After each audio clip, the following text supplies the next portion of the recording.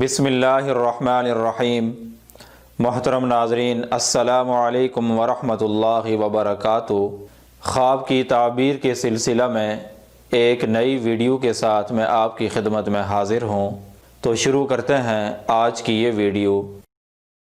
آج کی یہ ویڈیو خواب میں کچھوا دیکھنے کی تعبیر سے متعلق ہے۔ حضرت ابن سیرین رحمۃ اللہ علیہ نے فرمایا ہے، خواب میں کچھوا دیکھنا کسی زاہد اور عالم شخص سے ملاقات کی علامت ہے۔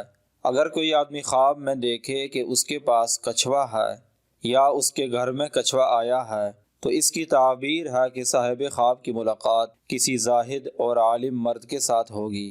اور اگر کوئی آدمی خواب میں دیکھے کہ اس نے کچھوے کا گوشت کھایا ہے، تو اس کی تعبیر ہے کہ صاحب خواب اسی قدر علم حاصل کرے گا۔ حضرت ابراہیم کرمانی رحمۃ اللہ علیہ نے فرمایا ہے، اگر کوئی آدمی خواب میں کچھوا دیکھے تو اس کی تعبیر ہے کہ اس کی ملاقات کسی عالم فاضل مرد کے ساتھ ہوگی۔ اور اگر کوئی آدمی خواب میں دیکھے کہ مسجد میں کچھوا ہے یا کسی بھی عزت والی جگہ میں ہے، تو اس کی تعبیر ہے کہ صاحب خواب زاہد ہوگا اور اس کی صحبت نیک اور عالم لوگوں کے ساتھ ہوگی۔